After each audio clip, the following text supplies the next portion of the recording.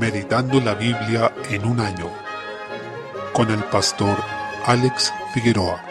Día 17, mes 5. Primera de Samuel, capítulo 20. En David y Jonatán tenemos un ejemplo de amistad piadosa que no se rige por criterios humanos, sino que ante todo se basa en la comunión con el Señor. Ellos hicieron un pacto de lealtad, respeto, confianza y servicio mutuo ante el Señor. Jonatán sabía que su padre quería matar a David. Debemos tener en cuenta que era hijo de Saúl y heredero del trono, pero no puso en primer lugar esa situación ni consintió en lo malo que Saúl quería ejecutar, a pesar de que podía despejar el camino para que él mismo terminara siendo rey. Jonatán priorizó en lugar de eso el obedecer la ley de Dios, porque su lealtad primero era al Señor. Por lo tanto, no dudó en ayudar a David, no primeramente por una afinidad personal, sino por amor a Dios. Por lo mismo, es un ejemplo de amistad para nosotros. Capítulo 21. David huyó hacia la localidad de Nob, donde estaba el sacerdote Ahimelech, llegando lleno de necesidades, puesto que había escapado deprisa sin poder aprovisionarse adecuadamente. Él y sus hombres tenían hambre y carecían de armas. Aquí debemos considerar que los panes de la proposición que estaban en ese lugar solo podían ser consumidos por los sacerdotes. Sin embargo, fueron dados a David y sus compañeros porque estaban desfalleciendo de hambre y esos panes eran lo único que había para comer. El Señor ocupó este pasaje para referirse al legalismo de los fariseos respecto del día de reposo, enseñando que las obras de necesidad como son el comer no quebrantan ese día santo. Recordemos que sus discípulos habían estado sacando espigas el día de reposo y los fariseos se habían enojado con ellos por esa situación, lo que podemos ver en Mateo capítulo 12. Acá notamos que la misericordia también es un principio clave dentro de la ley del Señor y los mandatos están establecidos para el bien del hombre, por supuesto primeramente para gloria del Señor, pero no se instituyeron sin considerar las necesidades humanas, sino precisamente para su bien. Salmo 113. En los versículos 1 al 4 encontramos una hermosa exhortación a alabar al Señor, quien es digno de recibir toda gloria y honor, porque está exaltado sobre todo, y por tanto, en todo tiempo y lugar su nombre debe ser alabado. Es un gran refugio y consuelo el saber que el Señor está por sobre las naciones, porque eso nos dice que ningún poder humano puede desbaratar sus planes, ni puede prevalecer sobre el pueblo de Dios. En los versículos 5 al 6, notamos que siendo Dios único en poder y gloria, se humilla a mirar en el cielo y la tierra para mostrar compasión a sus criaturas. A pesar de que nacimos en pecado y desmerecemos toda su bondad, Él nos extiende su gracia para darnos vida. En los versículos 7 al 9, de esta forma, el Salmo nos muestra a un Dios que levanta a los pobres, no al que lo es simplemente en sentido económico, sino al pobre que ha sido llamado bienaventurado por Jesús en el conocido pasaje de las bienaventuranzas en Mateo capítulo 5. Este es aquel que reconoce que Dios es su única necesidad y también el único que puede saciarla. Este es un necesitado en sí mismo, es pobre y desvalido, pero en el Señor se encuentra su riqueza y su plenitud. De un corazón con esa pobreza espiritual es que nace esta alabanza. Es un salmo que nos lleva a alabar al Señor por quien Él es, sabiendo que es un Dios único, que no hay otro como Él y que además hace gran misericordia a su pueblo, a aquellos que claman su nombre. Recordemos aquí lo que se dice de Cristo, en 2 Corintios 8:9, porque ya conocéis la gracia de nuestro Señor Jesucristo, que por amor a vosotros se hizo pobre, siendo rico, para que vosotros con su pobreza fueseis enriquecidos. Salmo 114. Presenta a este Dios poderoso que obra maravillas en favor de su pueblo, incluso interviniendo en su creación para ello. El Señor merece ser alabado porque tiene dominio sobre todas las cosas, pero también lo ejerce en favor de su pueblo. De esta forma, el Señor es exaltado primero en su poder sobre la creación, ya que todos los elementos le obedecen, así como segundo, en su dominio sobre las naciones, puesto que ellas están bajo su soberanía y cumplen sus propósitos. Tercero, en su juicio sobre sus enemigos, dado que ellos reciben la ira que merecen por su rebelión y sus pecados. Y por último y cuarto lugar, en la salvación que derrama sobre su pueblo, ya que ellos son exaltados en gloria, lo que se manifestará de manera definitiva con la segunda venida de Cristo. Proverbios capítulo 15. En los versículos 15 al 17, notamos que nuestra actitud ante el Señor determina la manera en que vivimos nuestros días. Una de nuestras mayores luchas será entender que el contentamiento no se debe basar en las circunstancias, sino en el Señor, lo que no significa que siempre vamos a estar sonriendo o felices en el sentido de tener ganas de celebrar o de hacer una fiesta, sino que vamos a estar tranquilos, confiados y saciados en Dios, que es lo más importante, sabiendo que Él es todo lo que necesitamos. Por ello, el texto declara que ese contentamiento no dependerá de que tengamos abundancia económica, sino que se dará también en medio de la escasez. La paz verdadera no se encuentra en las posesiones materiales, sino en el temor de Jehová y también en las relaciones armoniosas que vienen a raíz de dicho temor. Ese temor del Señor es el que nos hace relacionarnos adecuadamente con quienes nos rodean. Juan, capítulo 9. En los versículos 1 al 12, Jesús sanó a un hombre ciego de nacimiento, siendo una de aquellas sanidades que no fue fue pedida por aquel que la recibió, sino que es Jesús quien de pura gracia se acerca a quien está necesitado y lo sana por amor y misericordia. Esto es lo que hizo también con el paralítico que llevaba 38 años en esa condición en Juan capítulo 5. Otro aspecto que estas sanidades tienen en común es que fueron hechas en el día de reposo. Con esto también Jesús deshizo una creencia supersticiosa de su época, que las personas nacían ciegas o con algún defecto congénito porque habían pecado sus padres o porque esa persona de alguna manera estaba maldita o estaba padeciendo algún juicio por un pecado que iba a cometer. Jesús aclaró que no fue ni por lo uno ni por lo otro, sino para que la obra de Dios se manifestara en este ciego. Jesús anunció también que entre tanto que está en el mundo, Él es la luz del mundo, dando así un trasfondo doctrinal a este milagro. Por tanto, esta sanidad no es porque sí, sino que Jesús está demostrando de manera gráfica y concreta que Él es la luz del mundo al abrir los ojos de este ciego. Está mostrando la necesidad que tenemos como humanidad de que nuestros ojos sean abiertos porque estamos ciegos espiritualmente debido a nuestro pecado. Jesús muestra que Él es la luz que abre nuestros ojos. Así que hizo lodo con su saliva y mandó a este hombre a que se lavara en un estanque. El Señor ocupó distintas formas de sanar. A veces fue simplemente con su palabra, otras imponiendo sus manos y otras haciendo este tipo de ceremonia o ritual. Él no depende de algún medio en particular, pero usó